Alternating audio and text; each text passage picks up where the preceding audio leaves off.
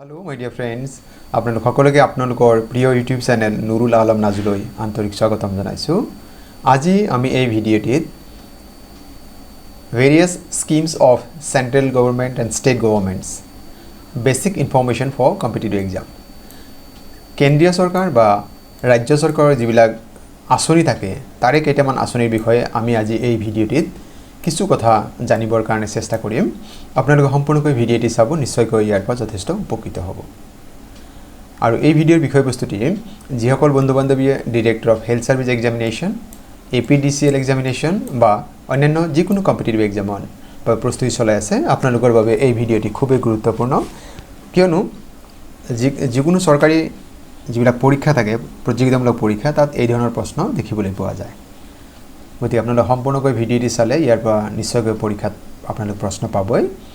আপোনালোকে এটা বিশেষ অনুৰোধ, যদি প্ৰথমবাৰৰ বাবে মোৰ চেনেলটি চাই আছে, মোৰ চেনেলৰ বিষয়বস্তু আৰু ইয়াৰ উপস্থাপন ভাল পায়, তেন্তে চেনেলটি ছাবস্ক্ৰাইব কৰিবলৈ আশা থাকিল আৰু কাষত থকা বেল আইকন প্ৰেছ কৰি দিলে আপোনালোকে পৰৱৰ্তী সময়ত মই যিমান ভিডিঅ' আপলোড কৰিম তাৰ নটিফিকেশ্যন পাই থাকিব। আহকচোন বাৰু আজিৰ ভিডিঅ'ৰ বিষয়বস্তু সম্পৰ্কে জানি লওঁ। ইয়াত চাওক, দিয়া আছে various central and state government schemes and যোজনাছ। প্ৰথমটি দিয়া আছে অৰুণোদয় স্কিম। এইটো অসম গভৰ্নমেণ্টৰ এটা আছে অৰুণোদয় আঁচনি, অসম চৰকাৰৰ হয় আৰু ইয়াত শুভাৰম্ভ হৈছে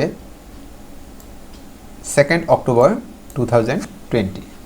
2020 চনৰ 2 অক্টোবৰ তাৰিখে অৰুণোদয় নামৰ আঁচনিটিৰ শুভাৰম্ভ হৈছে আৰু এই আঁচনিৰ যিটো মূল উদ্দেশ্য আছিল আপোনালোকে নিশ্চয় সকলোৱে গম পায়। ইয়াত চাওক দিয়ে আছে two provide financial assistance of ₹1,000 per month through direct benefit transfer DBT scheme to around 19.1 lakh families in Assam.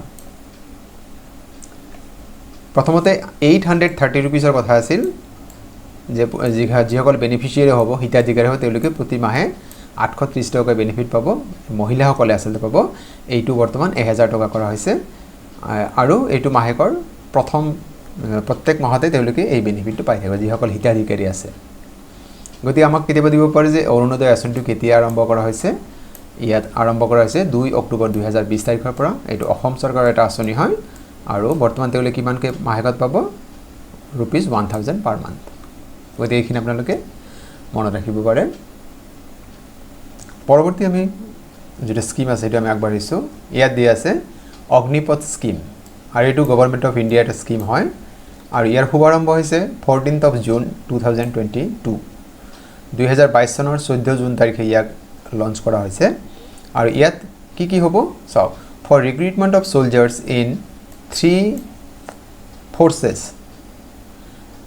মানে যদি আমি কওঁ 3টা ফ'ৰ্চ আছে ইণ্ডিয়াৰ, যে মানে যিসকল সৈন্যক নিয়োগ কৰা হয় 3টা ডিফাৰেণ্ট পাৰ্ট আছে, যেনেকৈ ইণ্ডিয়ান আৰ্মি এটা পাৰ্ট, ইণ্ডিয়ান এয়াৰ ফ'ৰ্চ এটা পাৰ্ট আৰু ইণ্ডিয়ান নেভি। এই 3টাৰ কাৰণে ৰিক্ৰুইটমেণ্টৰ কাৰণে আচলতে এই ব্যৱস্থাটো কৰা হৈছিল আৰু এই অগ্নিপথ নামৰ যিটো স্কিম আছিল, এই অগ্নিপথ স্কিমটো শুভাৰম্ভ কৰা হৈছিল 14 জুন তাৰিখে 2022 তাৰিখৰ আৰু এইটো কেন্দ্ৰীয় চৰকাৰৰ এটা স্কিম হয়, গভৰ্নমেণ্ট অফ ইণ্ডিয়াৰ হয়। পৰৱৰ্তীত চাওক, ইয়াত দিছে প্ৰাইম মিনিষ্টাৰ জন ধন যোজনা। নিশ্চয় আমি সকলোৱে এইটো গম পাওঁ। ইয়াক আৰম্ভ কৰা হৈছিল 28 আগষ্ট 2014। 2014 চনৰ 28 আগষ্ট তাৰিখে প্ৰধানমন্ত্ৰী জন ধন যোজনা আৰম্ভ কৰা হৈছিল আৰু ইয়াৰ উদ্দেশ্য আছিল to connect more and more peoples from the banking services. যি বেংকৰ সুবিধা আছে ইয়াৰ লগত বেছি মানুহ ইয়াত লগত সংযোগ কৰাই আছিল প্ৰধানমন্ত্ৰী জন ধন যোজনা আঁচনিৰ উদ্দেশ্য। ইয়াত চাওক, ইয়াতে লিখা আছে প্ৰত্যেকটো, মই ইয়াতে প্ৰথমে স্কিমটোৰ নাম দিছোঁ, লঞ্চিং ডেট আৰু অবজেক্টিভ অফ দ্য স্কিম, সেই স্কিমটোৰ উদ্দেশ্য কি, লক্ষ্য কি। পৰৱৰ্তী চাই লওক, ইয়াত দি আছে make in India. Make in ইণ্ডিয়াৰ শুভাৰম্ভ হৈছিল 25 ছেপ্টেম্বৰ 2014 আৰু ইয়াৰ মূল উদ্দেশ্য আছিল promoting manufacturing sector in the country. আমাৰ যিটো মেনুফেকচাৰিং ছেক্টৰ আছে, উদ্যোগ খণ্ড, মানে যিটোৱে বিভিন্ন ধৰণৰ বস্তু বাহানি আমাক প্ৰস্তুত কৰিব, সেই ছেক্টৰটোক কি কৰা, প্ৰমোট কৰা, অলপ উন্নীত কৰা বা তেওঁলোকক আৰু বেছিকৈ সুবিধা প্ৰদান কৰা, যাতে তেওঁলোকে বেছিকৈ এই ক্ষেত্ৰত আগবাঢ়ি যাব পাৰে। পৰৱৰ্তীত চাওক, স্বচ্ছ ভাৰত অভিযান। আমি স্বচ্ছ ভাৰত অভিযান যেটো আছে আমি সকলোৱে ইয়াৰ বিষয়ে জ্ঞাত আৰু ইয়াক আৰম্ভ কৰা হৈছিল 2 অক্টোবৰ 2014 এইটো আচলতে আমি সকলোৱে জানো যে 2 অক্টোবৰ তাৰিখে গান্ধী জয়ন্তী পালন কৰা হয় সেই গান্ধী জয়ন্তী 2014 চনৰ যেটো গান্ধী জয়ন্তী আছিল সেইদিনাই স্বচ্ছ ভাৰত অভিযান আমাৰ আৰম্ভ কৰা হৈছিল ইয়াৰ যেটো অবজেক্টিভ হয় মেকিং ইণ্ডিয়া ক্লিন কান্ট্ৰি টিল অক্টোবৰ 2 1919 সৰি এইটো আচলতে কি হ'ব 2019 হ'ব 1919 নহয় 2019 চনৰ 2 অক্টোবৰৰ ভিতৰত আমাৰ দেশখন এখন পৰিষ্কাৰ বা নিকা দেশ হিচাপে গঢ়ি তোলাই আছিল স্বচ্ছ ভাৰত অভিযানৰ আমাৰ মূল লক্ষ্য এইটো 1919 নহয় এইটো ভুলতে এইটো 1919 হৈ আছে 2019 হ'ব লাগিছিল আৰম্ভ হৈছে 2 অক্টোবৰ 2014 তাৰিখে পৰৱৰ্তী প্ৰশ্ন পৰৱৰ্তী যেটো স্কিম মিশন ইন্দ্ৰধনুষ যোজনা ইয়াক ইয়াৰ দিয়া আছে আৰম্ভণি হৈছিল 25 ডিসেম্বৰ 2014 তাৰিখে আৰু ইয়াৰ যেটো main objective to ensure high coverage of children and pregnant women with all available vaccine throughout the country সমগ্ৰ দেশতে কি কৰা হৈছিল যিসকল শিশু আছে বা গৰ্ভৱতী মহিলা আছে এওঁলোকক সকলো প্ৰকাৰৰ যিবিলাক ভ্যাকচিন আছে সেইবিলাক উপলব্ধ কৰোৱাটো আছিল এই মিশন ইন্দ্ৰধনুষ যোজনাৰ এটা উদ্দেশ্য শুভাৰম্ভ কেতিয়া হৈছিল 25 ডিসেম্বৰ 25 ডিসেম্বৰ 2014 চন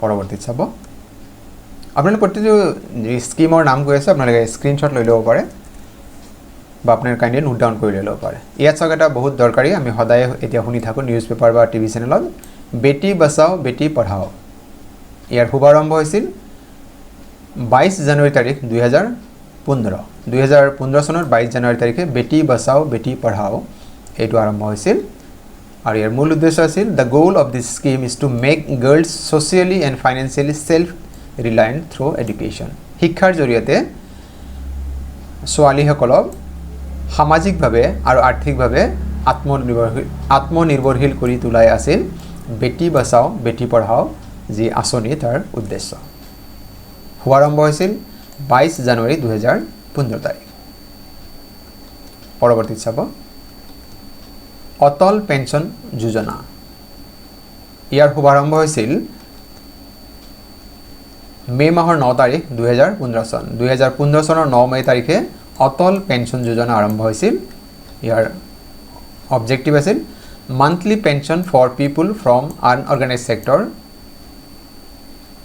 between the age of 18 to 40 years 18 পৰা 40 বছৰৰ ভিতৰত যিসকল অসংগঠিত খণ্ডত কাম কৰে অসংগঠিত খণ্ডত যিতে কাম কৰে সেইসকলক এটা মাহেলী এটা পেঞ্চনৰ ব্যৱস্থা কৰা হয় তেওঁলোক এই আঁচনি আৰম্ভ হৈছিল 2015 চনৰ 9 মে তাৰিখে আঁচনিটোৰ নাম অটল পেঞ্চন যোজনা পৰৱৰ্তী চাই ল'ব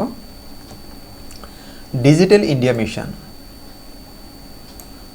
ইয়াৰ শুভাৰম্ভ হৈছিল 2015 চনৰ 1 জুলাই তাৰিখে ইয়াৰ অবজেক্টিভ আছিল to make government services available to citizens electronically by online infrastructure improvement and also by enhancing internet connectivity যিমানখিনি চৰকাৰী সুবিধা আছে এই সুবিধাসমূহ ভাৰতীয় নাগৰিকসকলক বৈদ্যুতিন মাধ্যমেৰে বা অনলাইন ইনফ্ৰাষ্ট্ৰাকচাৰ অনলাইন যেটো ইনফ্ৰাষ্ট্ৰাকচাৰ আছে সেইটো উন্নত কৰি আৰু ইণ্টাৰনেট সেৱাৰ যেটো পৰিসৰে বৃদ্ধি কৰি যাতে তেওঁলোকে সেই সুবিধাসমূহ লাভ কৰিব পাৰে সেই আছিল ডিজিটেল ইণ্ডিয়া মিছনৰ উদ্দেশ্য ইয়াৰ লগত আৰু এটি কথা ক'ব পাৰি it also aims to empower the country digitally in domain of technology টেকনলজিৰ ক্ষেত্ৰত আমাৰ দেশক আৰু অলপ আগুৱাই লৈ যোৱা শক্তিশালী কৰি তোলা আছিল ডিজিটেল ইণ্ডিয়া মিছনৰ এক উদ্দেশ্য পৰৱৰ্তী স্কিল ইণ্ডিয়া মিছন ইয়াৰ শুভাৰম্ভ হৈছিল 2015 চনৰ 15 জুলাই আৰু ইয়াৰ লক্ষ্য আছিল to provide adequate training in market relevant skills to over 40 crore youth by 2022 2022 চনৰ ভিতৰত আমাৰ যেটো বজাৰ ব্যৱস্থা আমাৰ যেটো বৰ্তমান যিবিলাক যি ধৰণৰ আমাৰ ট্ৰেইনিং যিবিলাক স্কিলৰ প্ৰয়োজন বৰ্তমান সময়ত আমাৰ দেশত সেই ধৰণৰ সেই কৌশলসমূহৰ প্ৰশিক্ষণ দি আমাৰ দেশৰ 40 কোটিতকৈ বেছি যুৱকক প্ৰশিক্ষিত কৰি তোলাই আছিল স্কিল ইণ্ডিয়া মিছনৰ উদ্দেশ্য। পৰৱৰ্তী চাই ল'ব সুকন্যা সমৃদ্ধি যোজনা। ইয়াৰ আৰম্ভণি হৈছিল 22 জানুৱাৰী 2015 তাৰিখ 2015 চনৰ 22 জানুৱাৰী তাৰিখ। অবজেক্টিভ চাব, it is a saving scheme government of India. এইটো এটা কি হয়, সেভিং স্কিম হয়, আমি পইচা সঞ্চয় কৰিব পাৰোঁ। Aimed at betterment of girl child in the country. কন্যা শিশুৰ ভালৰ কাৰণে, কন্যা শিশুৰ সুন্দৰ ভৱিষ্যতৰ বাবে এইটো এটা আছিল সেভিং স্কিম হয় গভৰ্ণমেণ্টৰ। It is launch to provide bright future for the girl child. কন্যা শিশুৰ যিটো উজ্জ্বল ভৱিষ্যতৰ বাবে এই আঁচনি শুভাৰম্ভ কৰা হৈছিল। ইয়াত চাওক আৰু কিছু কোৱা হৈছে, it is launch to provide better future for the bright future for the girl child and enables parents to build a fund for the future education and marriage expenses of the girl child. কন্যা শিশুৰ যিটো ভৱিষ্যত শিক্ষা আৰু তাইৰ বিয়াৰ বাবে এটা এইটো কি হয়, যাতে ফাণ্ড জমা কৰিব পাৰে, টু বিল্ড আ ফাণ্ড। এই আছিল সুকন্যা সমৃদ্ধি যোজনা, এই আঁচনিৰ মূল উদ্দেশ্য। এই বহুত দৰকাৰী প্ৰশ্ন হয়, আপোনাৰ আৰম্ভণি চনটো দিব পাৰে পৰীক্ষাত। সাধাৰণতে ডেটটো নালাগে আমাক, কিন্তু চনটো বহুত দৰকাৰী প্ৰশ্ন হয় প্ৰত্যেকটোৰ ক্ষেত্ৰতে, কোন চনত সেইটো শুভাৰম্ভ কৰা হৈছে। পৰৱৰ্তী চাব, ইয়াত দিয়া আছে ফিট ইণ্ডিয়া মুভমেণ্ট, আৰু ইয়াৰ শুভাৰম্ভ হৈছিল 29 আগষ্ট 2019, 2019 চনৰ 29 আগষ্ট তাৰিখে ফিট ইণ্ডিয়া মুভমেণ্ট শুভাৰম্ভ কৰা হৈছিল। ইয়াত চাওক, ইয়াত অবজেক্টিভ দিয়া আছে to make fitness N integral part of daily lives. আমাৰ দৈনন্দিন জীৱনত আমাৰ শাৰীৰিক যি ফিটনেছ, আমি যাতে সুস্থ সবল হৈ থাকিব পাৰোঁ, সেয়া হৈছে আমাৰ দৈনন্দিন জীৱনৰ এটা অংগ হয়। The mission of the movement is two bring about behavioural changes and move towards আ মোৰ ফিজিকেলি এক্টিভ লাইফষ্টাইল। আমি যাতে এটা শাৰীৰিকভাৱে আমি বেছি সক্ষম জীৱন যাপন কৰিব পাৰোঁ, সেয়াই হৈছে এই যিটো ফিট ইণ্ডিয়া মুভমেণ্ট, ইয়াৰ এটা লক্ষ্য হয়। পৰৱৰ্তী চাব, আত্মনিৰ্ভৰ ভাৰত অভিযান। আমি শব্দতেই পাইছোঁ আত্মনিৰ্ভৰ ভাৰত অভিযান যিটো আছিল, ইয়াক আৰম্ভ কৰা হৈছিল 2020 চনৰ 12 মে তাৰিখে, আৰু ইয়াৰ মূল লক্ষ্য আছিল যে ভাৰতক ট্ৰাইং টু মেক ইণ্ডিয়া মোৰ সেল্ফ ৰিলায়েণ্ট, ভাৰতক আত্মনিৰ্ভৰশীল কৰি তোলা আছিল, স্বয়ং সম্পূৰ্ণ কৰি তোলাই আছিল আত্মনিৰ্ভৰ ভাৰত অভিযানৰ এটা মূল লক্ষ্য। পৰৱৰ্তীত চাব, প্ৰাইম মিনিষ্টাৰ স্বনিধি যোজনা, PM মানে প্ৰাইম মিনিষ্টাৰ হয় ইয়াতে। ইয়াক শুভাৰম্ভ কৰা হৈছিল 2020 চনৰ জুন মাহৰ 1 তাৰিখে, আৰু ইয়াৰ মূল লক্ষ্য আছিল to provide an economic boost to street vendors in India by offering them working capital loans in aftermath of the pandemic. ইয়াত পেণ্ডেমিক বুলি কওঁতে ক'ভিড-19 কথা কোৱা হৈছিল, যে ক'ভিডৰ পিছত যিবিলাক ষ্ট্ৰীট ভেণ্ডৰ আছে, ৰাস্তাত যিহেতু বিভিন্ন ধৰণৰ বস্তু বাহিনী বিক্ৰী কৰি থাকে, দোকান যিবিলাক আছে, সেই ব্যক্তিসকলক কিছু তেওঁলোকক সাহায্য, ৱৰ্কিং কেপিটেল তেওঁলোকক লোন হিচাপে দিয়া হ'ব, তেওঁলোকক কিছু লোন দিয়া হ'ব, যাতে তেওঁলোকে কি কৰিব পাৰে, অৰ্থনৈতিক যিটো অৱস্থা সেইটো কি কৰিব পাৰে, বৃদ্ধি কৰিব পাৰে, ভাল কৰিব পাৰে, ইকনমিক বুষ্ট এটা হ'ব পাৰে। পৰৱৰ্তী চাব, গৰীব কল্যাণ ৰোজগাৰ যোজনা। ইয়াৰ শুভাৰম্ভ হৈছিল 2020 চনৰ 20 জুন। মূল লক্ষ্য আছিল provide livelihood opportunities to returning migrants and similarly affected rural citizens। মানে যিখিনি মাইগ্ৰেণ্ট যিসকলে নিজৰ গাঁৱলৈ উভতি আহিছে, এই ধৰণৰ বা যিবিলাক গ্ৰামাঞ্চল বৰ কিবা কাৰণে এফেক্টেড হৈছে, বাধাগ্ৰস্ত হৈছে, ক্ষতিগ্ৰস্ত হৈছে, সেই মানুহবিলাকক লাইভলিহুড জীৱিকাৰ সুযোগ দিয়াটোৱে আছিল গৰীব কল্যাণ ৰোজগাৰ যোজনাৰ উদ্দেশ্য। কেতিয়া আৰম্ভ হৈছিল? 2020 চনৰ 20 জুন তাৰিখে। পৰৱৰ্তী চাব, নেশ্যনেল ডিজিটেল হেল্থ মিছন। এই আঁচনিৰ শুভাৰম্ভ হৈছিল 2020 চনৰ 15 আগষ্ট তাৰিখে, আৰু ইয়াৰ মূল লক্ষ্য চাব to create an integrated health care system linking practitioners with patients digitally by giving them access to real time health records. যিসকল প্ৰেক্টিশ্যনাৰ্ছ আছে, যিসকল ডক্টৰ হয়, আৰু যিসকল যিখিনি ৰোগী হয়, তেওঁলোকে যাতে ডিজিটেলি তেওঁলোকে কিবা এটা সুবিধা লাভ কৰিব আৰু ৰিয়েল টাইম ৰেকৰ্ড থাকে সেইখিনিৰ কাৰণে এই digital national digital health mission আছিল এই আৰম্ভ কৰা হৈছিল 2020 চনৰ 15 আগষ্ট তাৰিখে পৰৱৰ্তী চাব প্ৰাইম মিনিষ্টাৰ মৎস্য সম্পদ যোজনা শুভাৰম্ভ হৈছিল সেপ্টেম্বৰ মাহত 2020 চনৰ সেপ্টেম্বৰ মাহত ইয়াত আসলে এক্স্যাক্টলি ডেটটো ইন্টাৰনেট এভেইলেবল পোৱা নাই সেইভাবে সেপ্টেম্বৰ মাহত হয় 2020 চনৰ আৰু ইয়াৰ মূল লক্ষ্য আছিল টু ডেভেলপ ফিশাৰিজ এণ্ড একুৱাকালচাৰ সেক্টৰস এইখিনি মনত ৰাখিলে হ'ল যে যিখিনি মৎস্য উৎপাদন বা মৎস্যৰ লগত জড়িত যিখিনি কাম আছে মাছ উৎপাদনৰ লগত সেই সেক্টৰটোক অলপ ডেভেলপ কৰি তোলা আৰু এই ক্ষেত্ৰত ধৰক efficient use of land and water resources to enhance fish production and productivity মাছৰ উৎপাদন বা এই ক্ষেত্ৰত বৃদ্ধি কৰাটো বা যিখিনি ল্যান্ড আছে যিখিনি ওয়াটাৰ ৰিসোৰ্স আছে সেইখিনি উপযুক্ত ব্যৱস্থাপনা কৰা আছিল প্ৰাইম মিনিষ্টাৰ মৎস্য সম্পদ যোজনাৰ এটা উদ্দেশ্য পৰৱৰ্তী চাব প্ৰাইম মিনিষ্টাৰ প্ৰধানমন্ত্ৰী উজ্জ্বল যোজনা এইটো এটা স্কিম হয় ইয়াৰ শুভাৰম্ভ হৈছিল 2016 চনৰ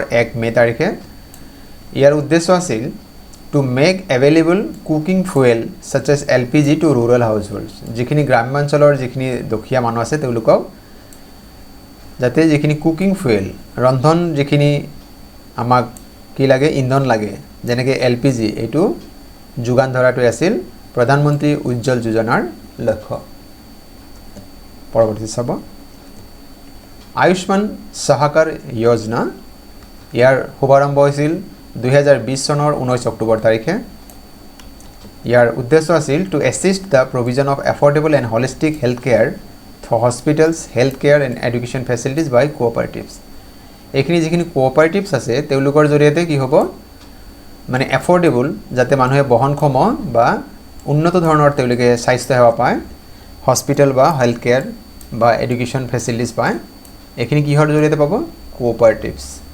সমবায় বা তেনেকুৱা কোনো যিখিনি কোঅপাৰেটিভছ আছে তাৰ জৰিয়তে পায় সেয়ে আছিল আয়ুষ্মান সহকাৰ যোজনাৰ এটি লক্ষ্য